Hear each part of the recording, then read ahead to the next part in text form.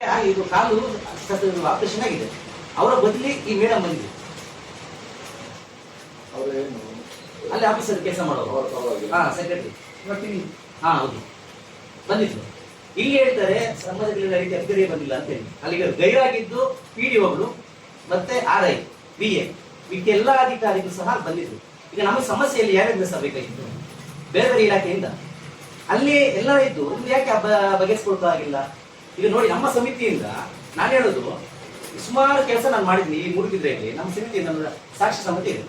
ಇಷ್ಟು ಕೆಲಸ ಮಾಡಿ ನಾವು ಏನು ಮಾತಾಡಿದ್ವಿ, ಪ್ರಶ್ನೆ ಮಾಡಿ. ಯಾಕೆ ನಮ್ಗೆ ಬೇಕಾಗಿತ್ತು ಸಮಸ್ಯೆಗೆ ಪರಿಹಾರ, ನಮ್ಗೆ ಬೇಕಾಗಿದೆ. ಈಗ ನಾವು ಕೆಲಸ ಮಾಡ್ತಾ ಇದ್ವಿ. ತಹಸೀಲ್ದಾರ್ ಕೊಟ್ಟು ನಾವು ಸಿಟ್ಟಾಗಬೇಕಿತ್ತು. ನಾವು ತಾಳ್ಮೆಯಿಂದ ಕೇಳ್ತಾ ಇದ್ವಿ. ಇಲ್ಲಿ ಇವರು ಅದು ಬೇಕು ಇದು ಬೇಕು ಅವಶ್ಯಕತೆ ಇಲ್ಲ. ನೀವು ಟಾಪಿಕ್ ಇಡ್ಬೇಕಲ್ಲ, ಇಲ್ಲಿ ಪ್ರಶ್ನೆ ಇಡ್ಬೇಕಾಯ್ತು. ಯಾವ ಇಲಾಖೆ ಇಲ್ಲ ಅಂತಂದ್ರೆ ಆ ಉತ್ತರ ಕೊಡೋದು. ನೀವು ಟಾಪಿಕ್ ಹುಡುಕಿಲ್ಲ, ಸ್ಟಾರ್ಟಿಂಗೇ ಬಂದು ನಿಮ್ಗೆ ನೀವು ಬಂದಿದ್ದೀವಿ ನಾವು ದಾಂಧಲೆ ಮಾಡಿದ್ರೆ ಅದೆಷ್ಟು ಮಟ್ಟಿಗೆ ಸರಿ? ಇದು ಕಾನೂನು ರೀತಿಯಲ್ಲಿ ಅವ್ರಿಗೆ ಅವಮಾನ ಮಾಡಿದಾಗ ಆಗ್ತಿದೆ. ಈ ತರ ಆಗ್ಬಾರ್ದು. ಒಂದು ನಿಷ್ಠಾವಂತ ಅಧಿಕಾರಿಗೆ ಒಂದು ಅವಕಾಶ ಕೊಡ್ಬೇಕು ನಾವು.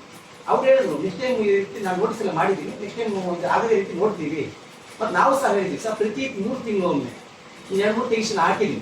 ಪ್ರತಿ 3 ತಿಂಗಳಿಗೊಮ್ಮೆ ತಹಸೀಲ್ದಾರ್ ಸೇರಿ ಸಭೆ ಆಗಲೇಬೇಕಂತ ಹೇಳಿ ಹೇಳಿದ್ವಿ. ಆಯ್ತು ಮಾಡೋಣ ಅಂತ ಹೇಳಿದ್ರೆ, ಮತ್ತೆ ಅದೇ ರೀತಿಯಲ್ಲಿ ಪಂಚಾಯತಿ, ಗ್ರಾಮ ಪಂಚಾಯತ್ ವ್ಯಾಪ್ತಿಯಲ್ಲಿ ಪ್ರತಿ ತಿಂಗಳು ಒಂದು ದಿನಾಂಕ, ಈಗ ಪೊಲೀಸ್ ಸ್ಟೇಷನ್ ಅಲ್ಲಿ 3ನೇ ವಾರದಲ್ಲಿ SC/ST ಮೀಟಿಂಗ್ ಮಾಡ್ತಾರೆ. ಅದೇ ರೀತಿ ಪ್ರತಿ ಪಂಚಾಯತಿಗೂ ದಿನಾಂಕ ಇದೆ ಮಾಡಿ ಆ ಸಭೆಯ ಪಂಚಾಯತಿ ಏನ್ ಸವಲತ್ತು ಬರುತ್ತೆ ಅಲ್ಲಿ ಪ್ರಸ್ತಾಪ ಆದ್ರೆ ಇಲ್ಲಿ ಗಂಟೆ ಬರೋ ಪ್ರಶ್ನೆ ಬರಲ್ಲ. ಅಲ್ಲಿಗೆ ಕ್ಲಿಯರ್ ಆಗಿದೆ. ಒಂದು ವೇಳೆ ಮಿಸ್ ಆದ್ರೆ ಮಾತ್ರ ಇಲ್ಲಿ ಬರ್ಬೋದು. ಇಲ್ಲಿ ಮಿಸ್ ಕ್ಲಿಯರ್ ಆದ್ರೆ DC ಹತ್ರ ಹೋಗೋ ಅವಶ್ಯಕತೆ ಬರಲ್ಲ.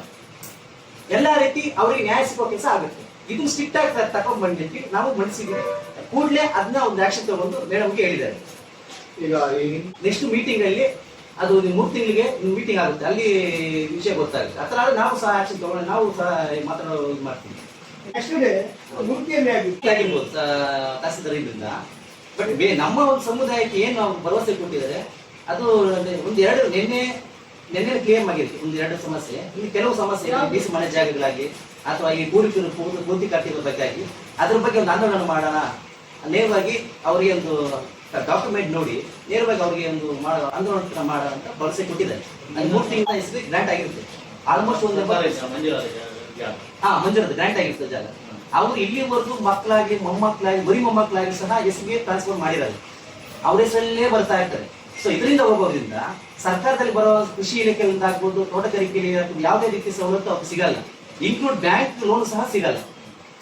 ಈ ತರ ಸಮಸ್ಯೆ ಎದುರಿಸ್ತಾ ಇದ್ದಾರೆ. ಹಾಗಾಗಿ ಆರ್ಥಿಕವಾಗಿ ಸ್ಕೀಮ್ ಶೋ ಕೆಲಸ ಆಗಿದೆ ನಮ್ಮ ಸಮುದಾಯ. ಈ ತರ ಒಳ್ಳೆ ರೀತಿ ಕೆಲಸ ಮಾಡಿದ್ರೆ ಆರ್ಥಿಕವಾಗಿ ಬೆಳೋ ಅವಕಾಶ ಇದೆ. ಅಡಿಕೆ ಮರ ಹಾಕ್ಬೋದು, ಅದೇ ಸರ್ಕಾರ ಬರೋ ಸವಲತ್ತು ತಗೋಬಹುದು, ಒಂದು ಆರ್ಥಿಕವಾಗಿ ಬೆಳೋ ಅವಕಾಶ ಸಿಗುತ್ತಲ್ಲ ಅಂತೇಳಿ ಇದೊಂದು ಅವಕಾಶ ಮಾಡ್ಕೊಡ್ಬೇಕಂತೇಳಿ ಕಳೆದ ಮೀಟಿಂಗ್ ಸಹ ಹೇಳಿದೆ. ಈ ಮೀಟಿಂಗ್ ಸಹ ನಾವು ಪ್ರಸ್ತಾಪ ಮಾಡಿದ್ವಿ. ಆ ಬೇಸ್ ಮೇಲೆ ನಾನು ಪ್ರಶ್ನೆ ಕೇಳಿದ್ದೆ ಕಳೆದ ಮೀಟಿಂಗ್ ಅಲ್ಲಿ. ಮಾಡ್ಕೊಡಿ ಸರ್, ಈ ತರ ಮೀಟಿಂಗ್ ಸಹ ಪ್ರಸ್ತಾಪ ಮಾಡಿದ್ವಿ. ಮಕ್ಕಳಾಗಿ ಅಥವಾ ಅವ್ರ ಫ್ಯಾಮಿಲೀಸ್ ಏನಿದ್ದಾರೆ ಅವರು ಇದಕ್ಕೆ ಆದ್ರೆ ಸರ್ಕಾರದಿಂದ ಬರೋ ಸವಲತ್ತು ಸಿಗುವ ಚಾನ್ಸಸ್ ತುಂಬಾ ಇರುತ್ತಲ್ಲ. ಹಾಗಾಗಿ ಆ DC ಮನೆ ಜಾಗ ಅದು ಸಹ ಮಾತಾಡಿದೆ. ಈ ಕಡೆ ಸಿಕ್ಕಡಿ ಗ್ರಾಮ ಕಡೆ ಸುಮಾರು DC ಮನೆ ಜಾಗ ಅದರ ಕ್ಯಾಸ್ಟೇ ಕೂತಿರ್ತಾರೆ, ತೋಟಗಳು ಮಾಡಿದ್ದಾರೆ. ಅದ್ರ ಬಗ್ಗೆ ಆಕ್ಷನ್ ತಗೋಬೇಕು ಅಂತೇಳಿ ಅವ್ರ ಗಮನದಲ್ಲಿ ದಾಖಲೆ ಸಮೇತ ಕೊಟ್ಟಿದ್ದೀವಿ. ಸೊ ನೋಡೋಣ, ಮಾತಾಡೋಣ ಅಂತೇಳಿ ಡಾಕ್ಯುಮೆಂಟ್ ತಗೊಂಡಿದ್ದಾರೆ. 5 ಜನ ಇದ್ದಾರೆ ಅಷ್ಟೇ. ಆಲ್ಮೋಸ್ಟ್ ಎಲ್ಲ ಕ್ರಿಶ್ಚಿಯನ್ಸ್. ಯಾವ ತರ ಗೊತ್ತಿರೋದು ಅದು ತನಿಖೆ ಆಗ್ಬೇಕು ಅಂತ ಹೇಳಿದೀವಿ. ತನಿಖೆ ಮಾಡಿ ಅವ್ರಿಗೆ ನೋಟಿಸ್ ಇಶ್ಯೂ ಮಾಡಿ ಅವ್ರಿಗೆ ಕ್ರಮ ಇಟ್ಕೊಳ್ಬೇಕು. ಅಂದ್ರೆ ಅವತ್ತು ಕಳೆದ ಬಂದು ಮೀಟಿಂಗ್ ಆದಾಗ ಕಳೆದಲ್ಲೇ ಗ್ರಾಮ ಪಂಚಾಯತಿಯಲ್ಲಿ ಒಂದು ಸಡನ್ ಆಗಿ ಪ್ರಚಾರ ಮಾಡಿ ಒಂದು ಮೀಟಿಂಗ್ ನಡೀತು. ಒಂದು 3 ತಿಂಗಳಾದ್ಮೇಲೆ, ಅದು ಪ್ರತಿ ತಿಂಗಳು ಆಗ್ಬೇಕು. 3 ತಿಂಗಳಾದ್ಮೇಲೆ ಅದು ನಿವೇದನೆ ಕಾಟಾಚಾರಕ್ಕೆ ಆಗಿದೆ. ಅದಕ್ಕೆ ಈ ಸಾರಿ ನಾನು ಕೇಳಿದೆ, ಪ್ರತಿ ತಿಂಗಳು ಆಗ್ಬೇಕು, ನೀವು ಸ್ಟ್ರಿಕ್ಟ್ ಆಗಿ ಆದ್ಮೇಲೆ ಆಕ್ಷನ್ ತಗೊಂಡು ಸ್ಟ್ರಿಕ್ಟ್ ಆಗಿ ಆರ್ಡರ್ ಮಾಡಿ ಒಂದು ದಿನಾಂಕ ನಿಗದಿ ಮಾಡಿ. ಸ್ಟೇಷನ್ ಅಲ್ಲಿ ಯಾವ ತರ 3ನೇ ವಾರದಲ್ಲಿ ಅವರು ಮೀಟಿಂಗ್ ಮಾಡಿ ಅದೇ ರೀತಿ ಇಲ್ಲಿ ಮಾಡಿ. ಪಂಚಾಯತಿ ಲಿಮಿಟ್ ಏನು ಸವಲತ್ತು ಸಿಗುತ್ತೆ SC/STಗೆ, ಅದು ಎಲ್ಲೆಲ್ಲಿ ಏನಾಗಿದೆ ಅದ್ರ ಬಗ್ಗೆ ಸಂಪೂರ್ಣ ಮಾಹಿತಿ ಅವ್ರಿಗೆ ಸಿಗುತ್ತೆ. ಅದು ಸಿಕ್ಕಿದಾಗ ಇಲ್ಲಿ ಅವ್ರ ಪ್ರಶ್ನೆನೇ ಬರಲ್ಲ, ಇಲ್ಲಿ ಬರೋ ಪ್ರಶ್ನೆನೇ ಬರಲ್ಲ. ಇದೆ ಮೀಡಿಯಾದವ್ರು ಇರ್ಲಿಲ್ಲ ಮೇಡಮ್, ನೀವು ನಾನು ನೋಡಿದೆ ಇವರು ಬಂದಿಲ್ಲ, ಮಾಡ್ತಿಲ್ಲ. ಹಿರಿಯರು ಮುಖಂಡರಾದಂತಹ ಶ್ರೀನಪ್ಪ ಅವರು ಎಲ್ಲ ಸುಮಾರು ಜನ ಇದ್ದಾರೆ. ಹಿರಿಯರು ಲೀಡರ್ಸ್ ಏನಿದೆ ಎಲ್ಲ ಕೂತಿದ್ರು, ಯಾರು ಸಹ ಎದ್ದು ಹೋಗಿಲ್ಲ. ಈ 4 ಜನ ಏನಾಯ್ತು, ಸ್ಟಾರ್ಟಿಂಗ್ ಸಭೆಗೆ ಹೋಗಿ ಅಟೆಂಡ್ ಆಗೋದು ಮುಂಚೆ ನಮ್ಮ ಹತ್ರ ಹೇಳಿದ್ರು, ಕಾರ್ ಹಿಡಿಯಬೇಕು, ಹಿಡಿಬೇಕಾದ್ರೆ ಹೇಳಿದ್ರು ಸಭೆ ಮಾಡ್ಸೋದು ಬೇಡ ಅಂತ. ನಾನು ಯಾಕಪ್ಪ ಮಾಡ್ಸೋದು ಬೇಡ, ಸುಮಾರು ಜನ ಸಮಸ್ಯೆ ಇದೆ, ಆ ಥರ ಮಾಡಕ್ಕೆ ಹೋಗ್ಬಿಡಿ, ಫಸ್ಟ್ ಮಾತಾಡೋಣ, ಅಲ್ಲಿ ಏನ್ ನಡೀತು ನಂತರ ಅವರು ನಮ್ಮ ಪ್ರಶ್ನೆ ಉತ್ತರ ಕೇಳೋಣ. ಎಷ್ಟು ಬಂದ್ರೆ ಅಧಿಕಾರಿಗಳು ಆರೈ ಇವ್ರು ಬಿಟ್ರೆ ಇನ್ನೆಲ್ಲ ಬಂದಿರಲಿಲ್ಲ. ಹಾಗಾಗಿ ಅಷ್ಟು ಕೊಡ್ಬೇಕಿತ್ತು ಮಾಹಿತಿ.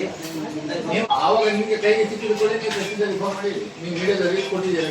ಅಲ್ಲ ಈ ಸರ್ ನಾನು ಮೊದಲು ನಂಗೆ ಗೊತ್ತಿಲ್ಲ ಸರ್, ನನಗೆ ಇದು ಯಾವುದಕ್ಕೂ ನಾನು ತಲೆ ಆಗ್ತದೆ. ನಾವು ಯಾಕಂದ್ರೆ ಮೀಟಿಂಗ್ ಲಾಸ್ಟ್ ಟೈಮ್ ನಾನು ಫಾರ್ ಎಕ್ಸಾಂಪಲ್ ಹೇಳ್ತೀನಿ, ಅಲಂಗಾರಲ್ಲಿ ಸುಜಾತನ್ನ ನಮ್ಮ ಕಾರ್ಯಕರ್ತರು, ಅವ್ರಿಗೇನಾಗಿದೆ ಸುಮಾರು 15-16 ವರ್ಷದಿಂದ ಮನೆಯಲ್ಲಿ ಕೂತಿದ್ದಾರೆ, ಅಂದ್ರೆ ಬೇರೆಯವ್ರ ಮನೆಯಲ್ಲಿ ಬಾಡಿಗೆ ತರ ಕೂತಿದ್ರು. ಅವ್ರೇನ್ ಮಾಡಿದ್ರೆ ಅವ್ರಿಗೆ ಯಾರು ಮಕ್ಕಳಿಲ್ಲ, ಸೊ ನೀನೇ ಇದ್ಕೊಡಮ್ಮ ಅಂತೇಳಿ ಆಗ ಮಾತು ಕೊಟ್ಟಿದ್ರು, ಬರವಣಿಗೆ ಏನಿಲ್ಲ. ಅದ್ರ ಬಗ್ಗೆ ನಾನು ಸರ್ ಹತ್ರ ಮಾತಾಡಿದೆ, ಸರ್ ಅವ್ರಿಗೊಂದು ಅವಕಾಶ ಮಾಡಿಕೊಡಿ ಮನೆ ಕಟ್ಟಕ್ಕೆ.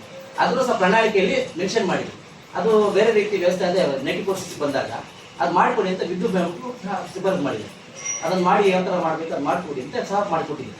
ಇದರಿಂದ ಅವ್ರಿಗೆ ಇನ್ವೆಸ್ಟ್ಮೆಂಟ್ ಬರ್ತೀವಿ. ನೀವು ಅಧಿಕಾರಿಗೆ ಫಸ್ಟ್ ನಾವು ರೆಸ್ಪೆಕ್ಟ್ ಕೊಡೋದು ಕಲಿಬೇಕು. ಮೊನ್ನೆ ಕಳೆದ 20ನೇ ತಾರೀಕು ಏನು ಮೀಟಿಂಗ್ ನಡೀತು, ಸಿ ಇದೇ ತರ ಮಾತಾಡ, ನೀವು ಹೆಸರು ಕೂತ್ಕೊಂಡು ದುಡ್ಡು ಮಾಡ್ತೀರಾ, ನಾವೇ ನಿಮ್ಮ ಇದು ವರ್ಡ್ ಅಲ್ಲ, ಈ ತರ ವರ್ಡ್ ಯೂಸ್ ಮಾಡೋದು ಸರಿಯಲ್ಲ.